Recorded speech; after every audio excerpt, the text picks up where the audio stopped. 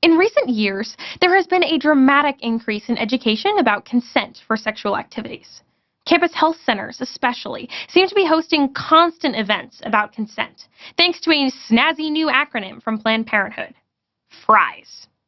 Besides just handing out French fries to everyone walking by, which literally happened on my college campus several times, the FRIES educational event emphasizes that sexual consent is freely given, reversible, informed, enthusiastic, and specific.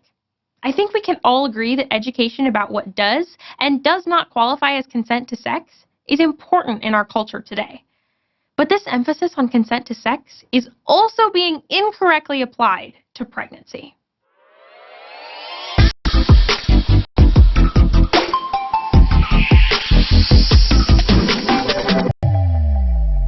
Let me explain.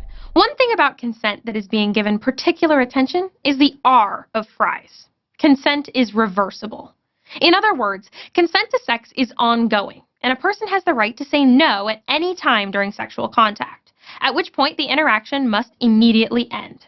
That no must always be respected, regardless of what behaviors might have been occurring previously, because the individual can reverse or withdraw their consent whenever they wish.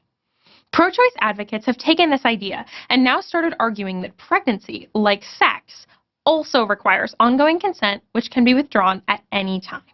Thus, a woman must have unobstructed access to abortion through all 9 months of pregnancy, so that she can freely withdraw her consent to pregnancy at any time. The problem with this line of thinking is that pregnancy is being talked about like it's an action instead of an effect. When we consent to an action, we are automatically consenting to that action's effects. You don't get to separately consent to effects of your actions. That's just not how the world works. If you don't believe me, consider a casino.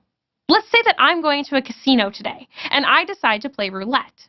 If you're unfamiliar with the game, I place a bet on the table to indicate where I think a ball will land. If I place all my chips on a single number, I get a 35-to-1 payout on my bet amount if the ball lands there. But if the ball lands elsewhere, I lose my money. So I decide to place all my chips on the number 8 to show that I consent to bet on that spin of the wheel. Then the house spins the wheel and the ball lands on 12. I'm going to lose my money, about which I'm obviously not thrilled.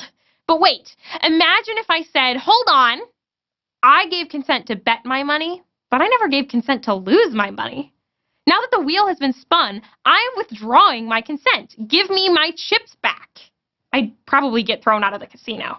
But if the pit boss was patient enough to explain the situation, they might say something like, you gave your consent to the bet, and you could have withdrawn that consent any time before the bets were closed.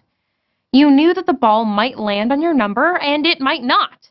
You knew that by playing the game, you might lose money and you might win money. Playing the game is the thing you consented to. You can't just change the rules because you didn't get the outcome you wanted. The same is true in sex. You consent to the act of sex, knowing what the possible outcomes are. And you could have reversed your consent at any point during the act. You can't now refuse to consent to the outcome because it's not what you wanted.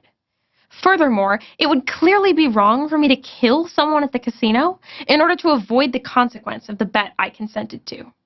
So if the outcome of the sex act you consented to is an inherently needy child, it would clearly be wrong to kill that human in order to avoid the consequences of the sex you consented to. You can consent to actions like sex, but pretending that you can withdraw consent from the consequences of your actions and withdraw your consent by killing another human is just plain wrong.